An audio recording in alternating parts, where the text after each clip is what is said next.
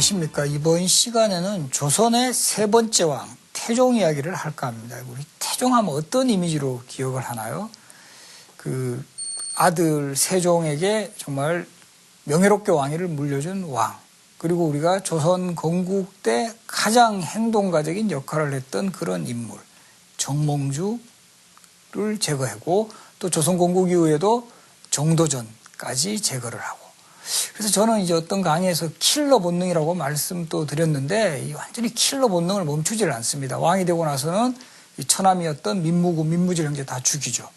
그리고 이 상황이 되어서는 사돈인 시몬까지 처형시키는 이 냉혈한 군주 태종.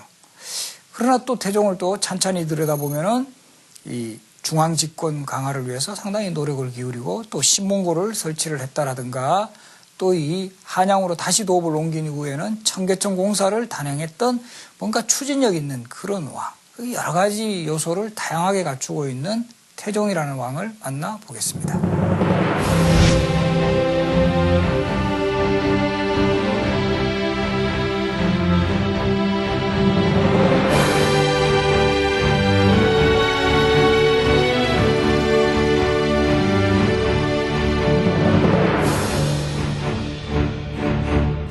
태종은 조선의 세 번째 왕이죠. 근데 몇 번째 아들이죠? 태조 이성계의 다섯 번째 아들입니다. 그런데 이 다섯 번째 아들이 어떻게 또 왕이 되었고, 또 왕으로도 또 두 번째 왕도 아니에요. 세 번째 왕이 되었는가? 이런 데 대한 이야기는 고려 말부터 거슬러 올라갈 수가 있겠습니다. 보면 태조 이성계에게는 8명의 아들이 있었어요. 그래서 그 본처였던 신의왕후 한시와의 사이에서 6명의 아들이 있었고, 그 다음에 그 계비였던 신덕왕후 강시와의 사이에서 2명의 아들, 방번, 방석, 이렇게 2명이 있었습니다. 그래서 이방원은 방우, 방과, 방의, 방간, 방원, 방원입니다. 5번째 아들이고, 동생이 방연이 있었고, 그 태조 이성계의 아들 중에 고려 말에 유일하게 과거에 급제한 인물이 이방원이에요. 그러니까 보면 태조의 아들 중에서 거의 문무를 겸비했던 그런 아들이다, 이렇게도 볼 수가 있어요. 상당히 똑똑했다고도 볼 수 있는데, 그 이방원이 이성계가 고려 말에 조선을 건국하는 과정에서 상당한 공을 세웁니다. 특히 정적을 제거하는 데 있어서 정말 행동가적으로 가장 크게 활약하는 인물이 이방원인데, 잘 아시죠? 이방원이 그 고려 말의 최고의 충신 누구를 죽이죠? 바로 이 정몽주입니다. 정몽주.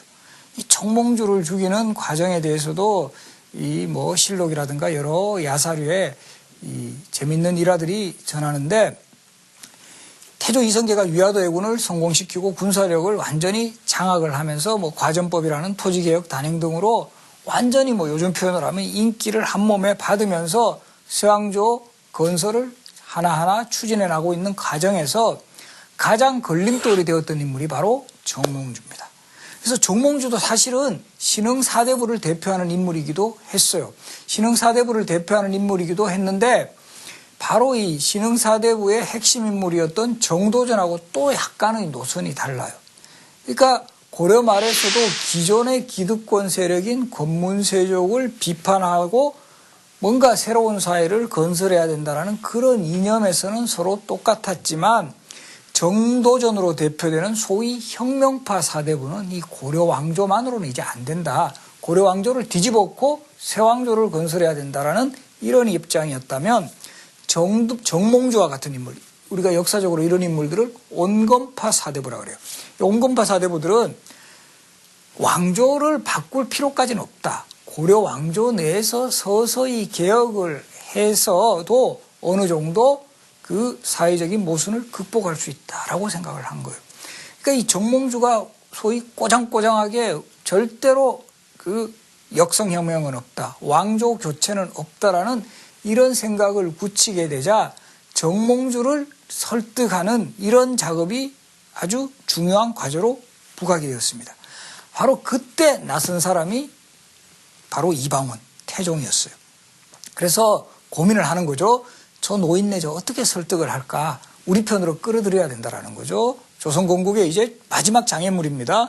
우리 편으로 끌어들여야 되는데, 만약에 우리한테 협조를 하지 않을 경우에는 정말 제거를 해야 되겠다 이런 생각까지 했던 것 같아요. 그래서 잘 알다시피 이방원이 정말 정몽주하고 면담을 신청해 놓고 밤새도록 연습을 했겠죠. 바로 이 하나의 시조를 연습을 합니다. 하여가라는 시조입니다. 이런 들었다리 저런 들었다리 만수산 드렁치기 얽혀진들 어따리 우리도 이같이 얽혀서 잘 지내보자. 이런 취지의 시조를 정말 밤새워 연습을 해서 이제 막 외우고 또 외웠습니다. 잘된 그 시점에서 정몽주 어른 한번 만납시다 하고 이제 만나서 면담을 하면서 이런저런 이야기를 오가면서 바로 하여가라는 시조 한 수를 툭 던지죠. 정몽주 더 똑똑합니다. 그죠? 그 뜻을 알아차립니다. 이런 들었다리 저런 다. 당신 너무 꼬장꼬장하게 나서지 말고 우리 왕조에 협조해가지고 그러면 그 앞날 보장하겠다. 이런 뜻을 알아차리고 바로 정몽주가 반격을 합니다. 바로 단심가라는 시조로 반격을 하죠. 이 몸이 죽고 100번 고쳐주고 백골이 진토되어 녹시라도 있고 없고 님양한 일편단심이야 가실 줄이 있으랴. 우리 국어 강의하면 님의 빨간 줄 끊게 합니다. 님 빨간 줄 끊고 1번 고려, 2번 조선 몇 번입니까? 고려왕조죠. 고려왕조. 고려왕조에 대한 일편단심, 충성은 변함이 없다. 라는 뜻을 확인하는 순간 이방원이 신호를 보내가지고 정몽주를 습격하게 하죠. 그래서 이 선주교 인근에서 정몽주에게 이 철퇴를 내려쳐서 결국 그 절명하게 했다라는 이런 기록들. 그런데 또 하나 흥미있는 것은 이 기록은 실록에서는 이렇게 기록이 되어 있지 않아요. 정몽주가 오히려 이때 이방원의 습격을 피해서 달아나다가 다른 장소에서 죽은 것으로 기록이 되어 있어요.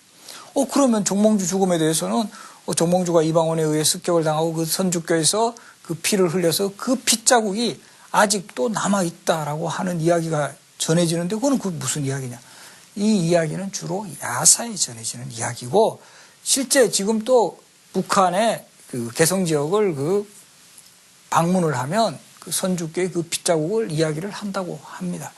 그래서 이런 거는 어떻게 해석해야 될 거예요? 저는 아마도 후대 사람들이 정몽주의 죽음에 대한 안타까움이라든가 극적인 요소를 더 이제 더하기 위해서 그런 이야기가 회자되었을 가능성이 크다라는 거죠. 정몽주의 피가 무슨 페인트도 아니고 어떻게 그게 그렇게 빨갛게 붙어 있겠습니까? 그런데 뭔가 그때 붉은 자국이 있었던 것이 나타났을 거고 그 사람들이 저건 억울한 그 정몽주 선생의 죽음을 상징하는 거다. 이런 이야기가 계속 후대까지 이어지면서 회자되었다.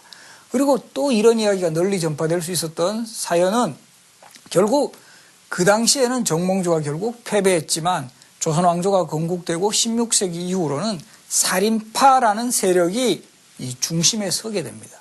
그리고 이런 살인파 세력들이 정몽주를 살인파의 어떤 중심인물로 불사이군의 충절을 지켰기 때문에 부각을 시키면서 소위 정몽주를 띄우는 그런 과정에서 정몽주 선생의 죽음도 더 극적으로 처리되었다. 이렇게 보는 것이 타당하다. 이렇게 생각을 합니다. 그래서 이제 이방원 잘 기억하세요. 첫 번째 킬러 본능 보였습니다.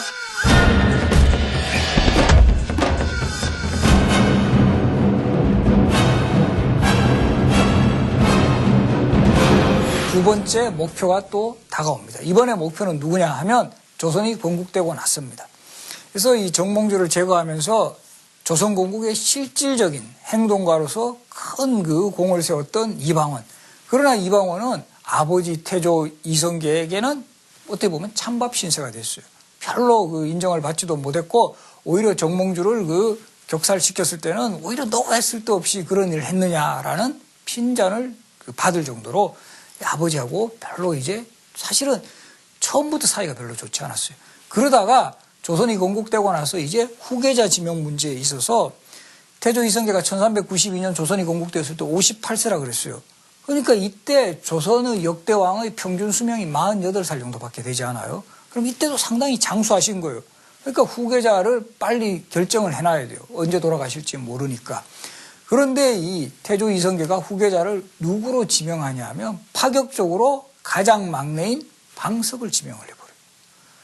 그래서 왜 그랬느냐?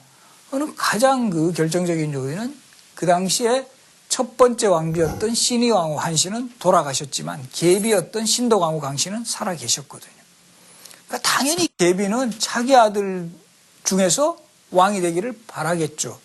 그리고 뭐 이거는 기록이 되지 않는 바지만 이 태조 이성계하고 뭐 밤낮으로 로비를 했을 가능성도 상당히 많아요. 전하, 우리 여기 귀여운 우리 막내 아들 좀 후계자로 하시는 게 어떻겠습니까? 계속 했을 가능성이 많죠. 그리고 이성계 나이도 많고 약간의 판단력도 흐려지고 하니까 그래 뭐 막내 하지. 이렇게가 방석을 세자로 책봉을 하니까 이 신의왕후 한씨 소생의 여섯 아들, 특히 방원을 중심으로 완전히 붕괴합니다. 우리 아버지 너무 나이 많아가지고 완전 정신없이 저 막내 저 어린 저거 막내 아들을 세자로 책봉하고 저거는 말이 안 된다라고 해서 서서히 결합을 해나갑니다. 그리고 저 방석이 만약에 후계자로 책봉이 돼가 다음 왕이 된다면 우리 본초 소생의 아들들은 완전히 이제 뭐 소위 그 헛개비가 되는 거죠. 이런 상황에서 사실은 방석을 세자로 책봉하는 데 있어서 신덕왕후 강씨와 더불어 이 신덕왕후 강씨에게 힘을 보태준 인물이 그 태조편에서도 나왔지만 또 정도전이라는 인물이에요. 정도전이 또 은근히 방석을 지원을 합니다. 정도전이 그럼 왜 방석을 지원을 할까요? 정도전의 입장에서는 방석같이 만만한 인물이, 어리고 별로 정치 세력이 없는 인물이 왕이 되면 자신과 같은 신하들의 입지가 매우 커질 것이다 라고 판단을 했던 거예요. 그래서 정도전이 사실 태조 시절에 상당한 신임을 받으면서 구상했던 정치 체제도 재상 중심주의입니다. 이게 무슨 말이냐 하면은 재상이 국정의 주도권을 장악을 해야 된다 이렇게 생각을 하는 겁니다. 왜인가? 왕은 세습되는 존재죠. 그러니까 조선의 왕 중에서도 이 세습되니까 재수가 좋으면 세종대왕과 같은 왕, 정조대왕과 같은 왕도 나타날 수 있지만 재수 없으면 연산군과 같은 그런 폭군도 나오지 말라는 법이 없죠. 그러니까 이건 세습되는 왕은 현부가 그 현명하고 어리석음이 이게 검증이 되지 못한다. 그래서 그 나라에서 최고로 똑똑한 재상을 발탁을 해서 그 사람에게 정치의 정권을 주면 훨씬 정치를 효율적으로 운영할 수 있다. 이런 생각을 했던 인물이 정도전입니다. 그런 생각 구도에서 조금은 힘없고 허약한 왕을 왕위로 올려놓고 자신과 같은 재상들이 실권을 행사하겠다라는 이런 생각을 가진 거죠.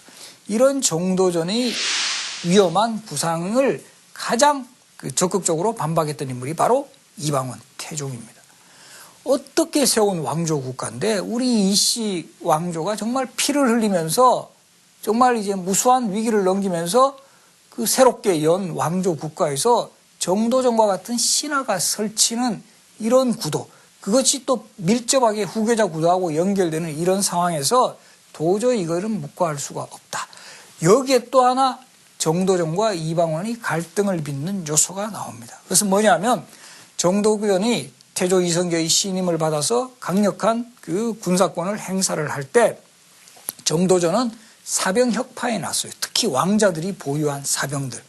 이건 왜냐하면 조선이 건국했을 때는 이방원과 같은 왕자들이 보유한 사병들이 큰 힘이 되었지만 건국 이후에는 오히려 이것이 역습의 기회를 제공할 수도 있다고 판단한 거죠. 왕자들이 보유한 사병으로 또 다른 쿠데타를 일으킬 수 있다 해서 사병 혁파를 강하게 추진합니다. 그래서 태종이 보유했던 그런 사병들, 이방원이 보유했던 사병 같은 경우도 상당히 이제 해체가 돼요. 이거 역시 태종이 마음에 안 드는 거죠. 우리 정도전 저 인물은 좀 공적이다.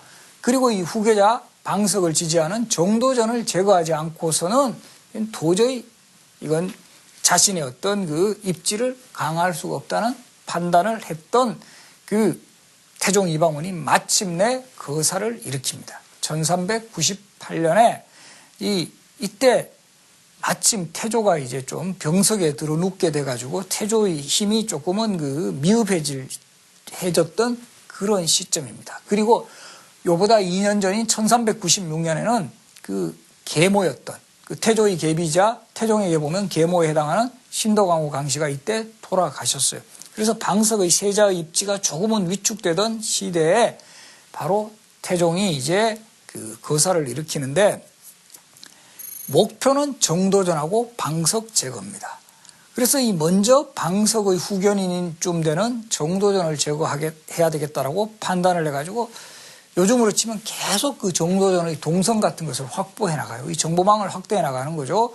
확대해 나가서 하루는 정도전이 이 정도전과 아주 친분이 두터웠던 남은이라는 사람의 첩의 집에서 술을 마시고 있다라는 정보를 입수를 해요. 그리고 별로 무장도 하지 않은 상태에서 그래서 이때 이제 정도전과 함께 그 술을 마시고 환담을 나누고 있었던 남은을 첩집을 결국 습격하는 거죠. 그 위치가 어디냐 하면 그 당시 송영고개, 지금의 그 종로에 가보시면 한국일보사 자리가 있어요. 한국일보사 자리 그 근처까지 습격을 합니다. 원래 정도전의 집이 있었던 곳은 어디냐 하면은 지금의 종로구청 자리예요. 종로구청 자리. 그러니까 거리가 멀지가 않아요. 멀지도 않고 하니까 정도전은 별로 무장도 하지 않은 상태에서 방심하고 있다가 이방원이 지휘하는 군사들에 의해서 바로 체포되어 나옵니다. 조선왕조실록 기록에 의하면은 이때 그 정도전이 막 이렇게 숨다가 결국은 잡혀나왔는데 배가 불뚝하고 좀 뚱뚱한 사람이 잡혀와서는 뭐 제발 좀 살려주십시오. 그러면 제가 참 앞으로 잘하겠습니다 하니까 이방원이 너는 항상 그렇게 좀 비겁하게 그렇게 목숨을 구걸하느냐 하면서 그 자리에서 그 처형을 하였다라는 이런 기록이 나와요. 그래서 이런 기록도 보면 우리가 물론 기본적으로는 조선왕조실록이 상당히 객관적이고 공정한 기록이에요. 그러나 이것도 역시 정치적으로 승리한 쪽에서 중심이 된 기록이기 때문에 아무래도 그 기록에 특히 이 인물에 대한 기록은 조금은 왜곡되었을 가능성이 있다. 저는 그렇게도 생각을 해요. 그래서 우리가 보면 이 제가 태조편에서 그 말씀드렸지만 이 정도전이라는 인물은 고려말 정말 그 열렬나마로서 혁명가로서 태조 이성계를 만나서 결국 조선건국의 그 대프로젝트를 완성하는 정말 혁명가예요. 그런 인물이 정말 이방원에게 목숨을 구걸하고 정말 그렇게 죽었을까라는 데 대해서는 사실은 좀 의문점이 있어요. 그래서 좀 세월이 지났습니다만 한 10여 년 전에 했던 드라마 용의 눈물이라는 드라마에서는 정도전의 죽음을 실록처럼 처리를 하지 않고 본인이 알아서 자결하는 것으로 처리를 했어요. 이렇게 죽었을 거지 정도전이 그렇게 목숨을 구걸하지는 않았을 것 같다. 어쨌든 공식 기록에는 이방원에 의해서 목숨을 구걸했던 정도전이 처형을 당하는 것으로 기록이 되었고 바로 정도전 제거 이후에 바로 궁궐에 쿠데타군 이방원을 그 지원하는 군대를 배치한 후에 궁궐에 방석 등을 다 태조의 그 병문안을 핑계로 불러들인 후에 결국 체포한 후에 유배를 보냈다가 그곳에서 결국 살해를 하는 그런 과정을 거쳐요. 이때 태조의 계비의 아들들이었던 그 방범과 방석 두 명이 모두 살해되면서 후계자도 이제 없어지는 거죠. 이 후계 구도에도 엄청난 변동이 초래됩니다.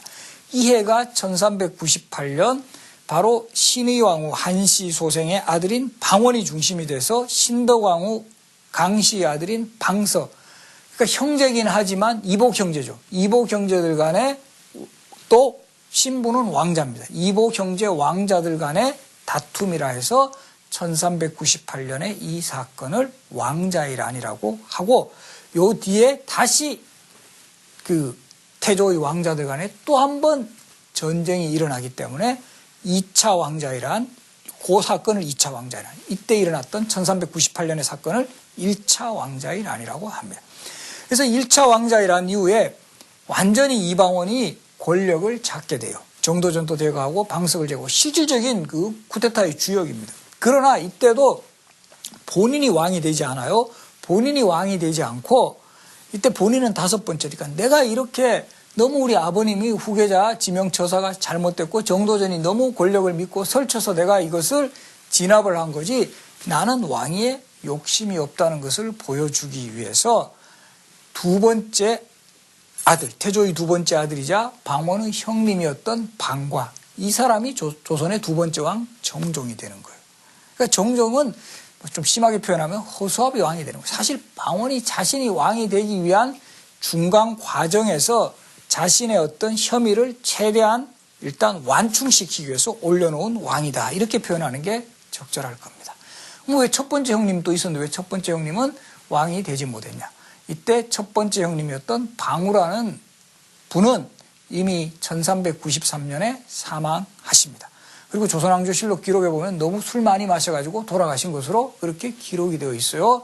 방우가 만약에 술 좀 적게 마셨으면 조선의 왕이 될 수도 있었어요. 그러니까 여러분들도 술 마시면 안 됩니다. 왕이 되려면.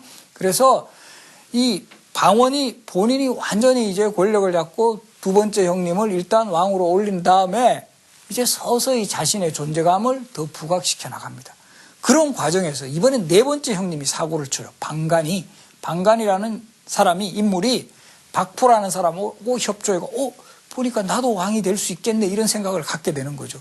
그래서 뭔가 군사적인 어떤 그 영향력을 발휘하다가 그것이 방원에게 포착돼 가지고 이번엔 방간이 방원의 반격을 받고 역시 제거되는 사건. 1400년에 일어나는 2차 왕자의 난입니다.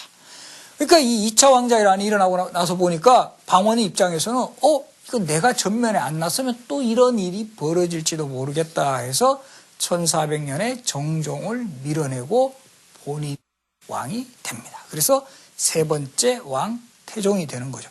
그리고 이때 또 이제 주목할 만한 사실은 정종 때는 정종은 왕위에 오르고 난 다음에 나는 이 한양이 싫다는 거죠. 정종도 원래는 어린 시절 자랐던 곳이 다 개성이에요. 그래서 정종 때 다시 개성으로 도읍을 옮겼다가 태종이 왕이 된 다음에 다시 서울로 즉 한양으로 도읍을 옮긴다는 사실 이것도 잘 기억해 놓으시기 바랍니다.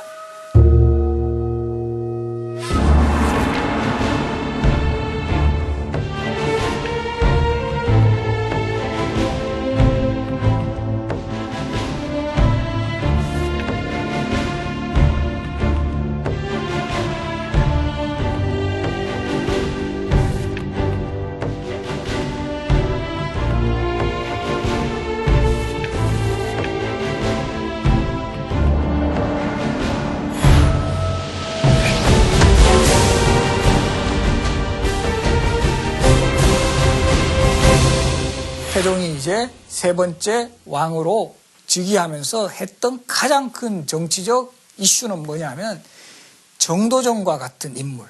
그리고 정도전이 결국 설쳤던 원인이 뭔가? 바로 재상중심주의.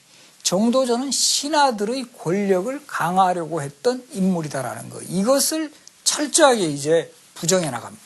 조선 왕조는 이시 왕조의 국가다. 왕권이 살아야 나라가 산다라는 입장입니다.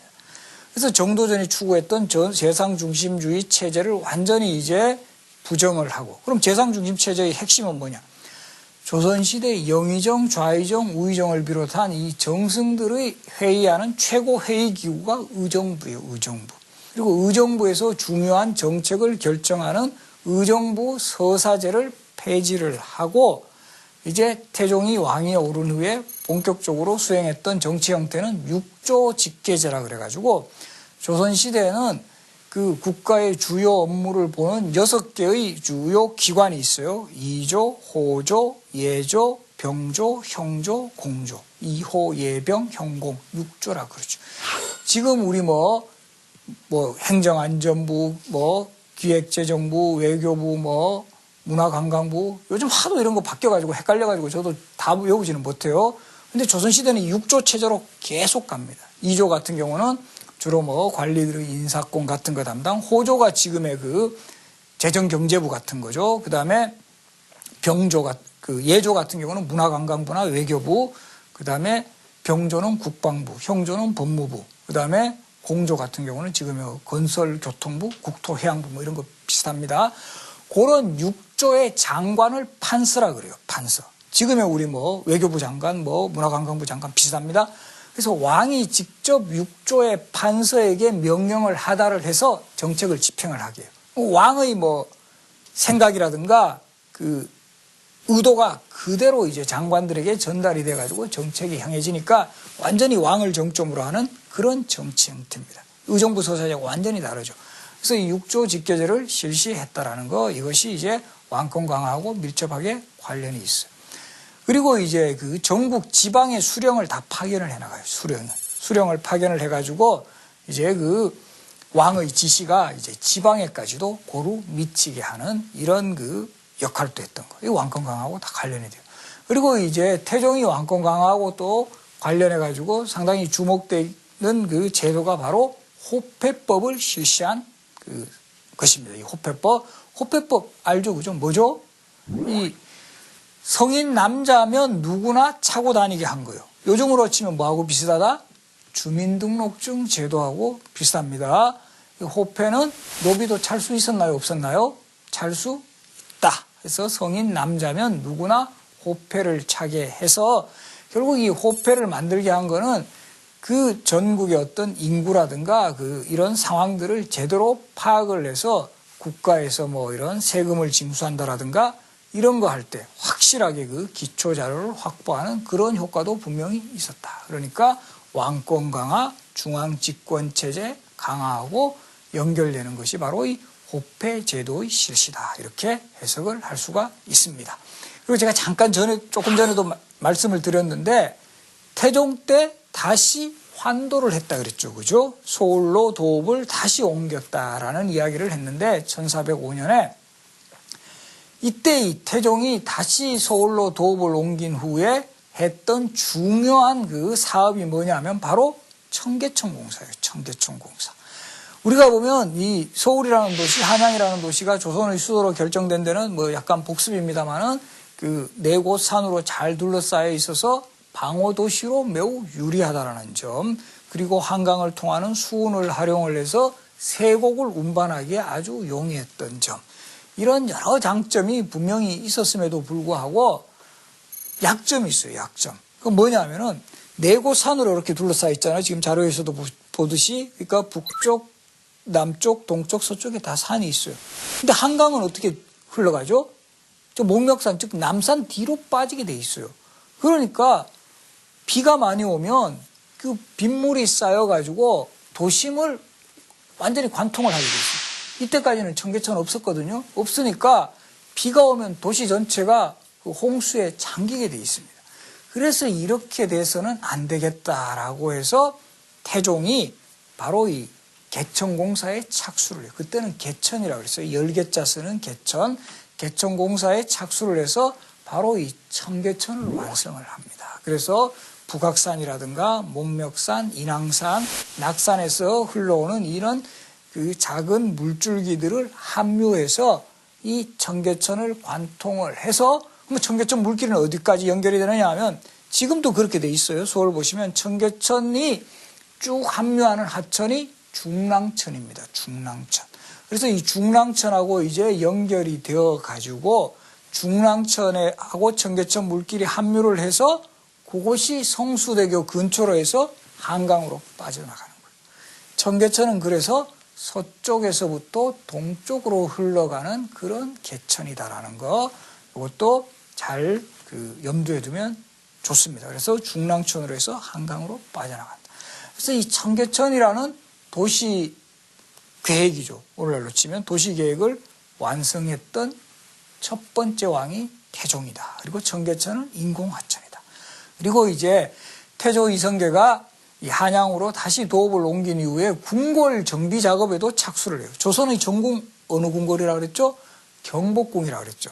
근데 이 경복궁이 그 태조 때 처음으로 완성이 되었을 때는 규모가 상당히 적었어요. 390여 칸에서 출발을 했다 그래요. 그리고 이 경복궁 조성의 주역을 맡은 인물이 정도전이었는데, 정도전이 이렇게 경복궁을 생각보다는 크게 짓지 않은 까닭은 왕은 좀 검소해야 된다라는 이런 정치 철학이 상당히 반영이 되었어요. 그래서 이제 태종이 한양으로 다시 도읍을 옮기고 경복궁에 와서 딱 보니까 이 궁궐 규모가 너무 작다라는 거죠. 특히 어떤 것이 불만이었느냐 하면 왕과 신하가 함께 이렇게 접견할 수 있는 그런 공간, 뭔가 이렇게 잔치를 베풀 수 있는 공간이라든가 외국 사신이 왔을 때 본격적으로 접대할 수 있는 이런 공간이 부족하다라고 판단을 해서 태종이 경복궁 내에 새롭게 지은 그런 건물이 있습니다.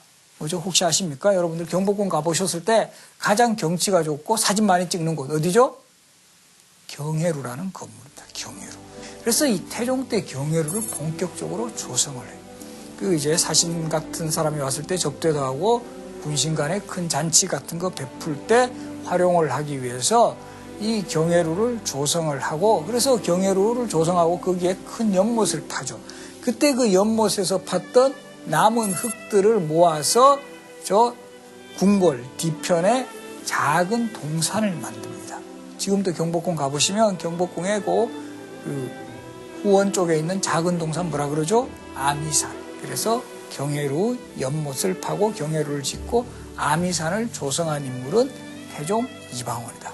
그래서 우리가 이런 궁궐 안에도 신하들의 어떤 그 정치 철학하고 왕의 정치 철학이 같이 들어있다라는 것, 그런 것도 이 흥미로운 사실입니다.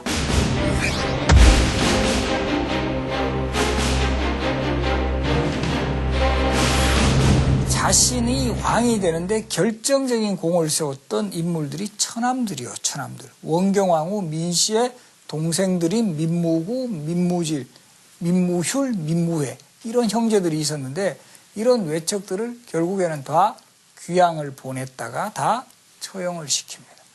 왜 그러냐면 이 왕권 강화에 있어서 외척들이 자신들의 공로를 믿고 설치는 거, 이건 도저히 용납을 하지 못한다라고 해가지고 정치적으로 제거를 해나갔던 거죠.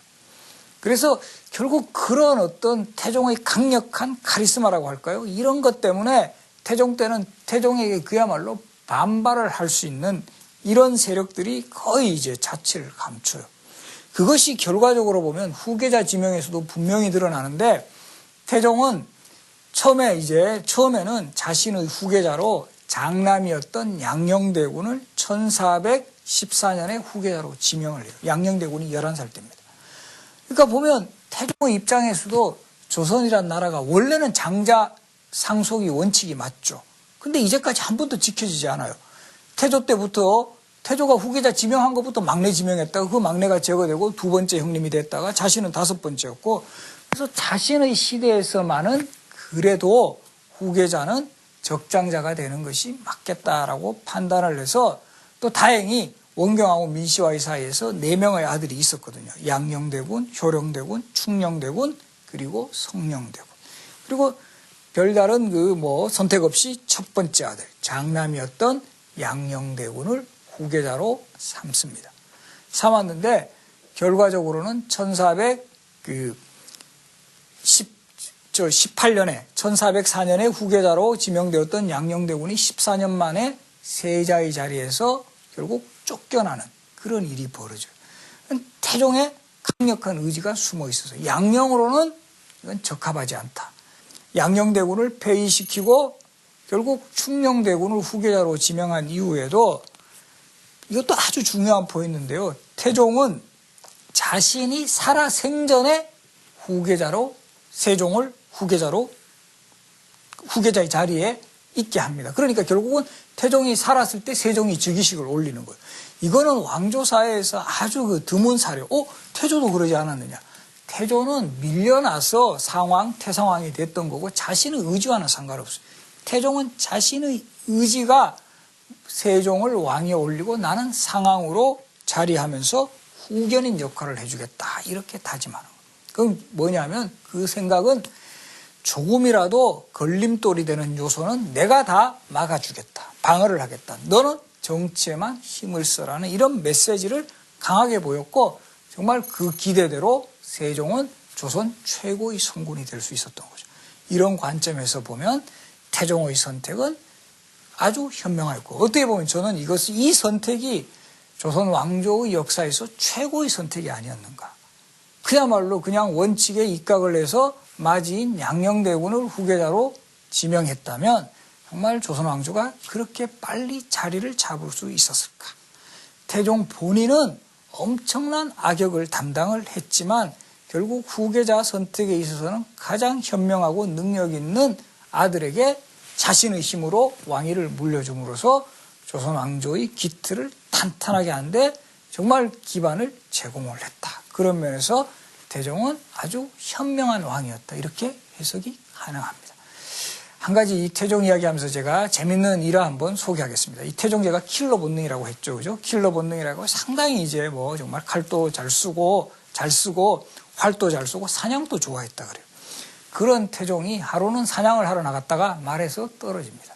말에서 떨어지는데 우리가 보면 조선시대 이게 아주 그 중요한 것이 조선왕조실록 지금 세계 기록유산입니다만은 아주 모든 것을 다 기록을 해요. 왕의 일거수일투족. 그러니까 태종이 말에서 떨어지니까 사관이 이 실록을 작성하는 사람을 사관이라고 하는데 이 사관이 우리 태종께서 이 사냥을 하러 갔다가 말에서 떨어지셨다라고 쓰려고 하니까 태종이 창피하잖아요. 본인이 가지고 있는 캐릭터가 있는데 야, 너 그거 쓰지 마! 라고 하셨다라고 기록을 했습니다. 그래서 태종을 2번 죽인 이런 사례가 태종실록에 기록이 되어 있는데 태종이라는 왕 아주 터프하면서 강력한 카리스마를 가진 그 또 이면에 아주 그 신중하면서도 이 후계자 선정에 있어서는 아주 냉철함을 보임으로써 조선의 전성시대를 이끄는 그런 디딤돌이 되었다라는 점, 이런 점을 염두에 두고 우리가 태종을 이해하면 매우 좋을 것 같습니다. 그리고 다음 시간에는 이 태종의 후계자로 지명받은 세종이 정말 이제 조선의 최대의 이 성군으로서의 위치를 다져나가는 것. 결국 아버지의 기대에도 부응을 하고 크게 보면 조선의 역사, 또 더 넓게 본다면 우리 대한민국의 역사에서도 엄청난 그 영광을 안겨준 그런 그 세종시대에 대해서 강의를 하겠습니다. 고맙습니다.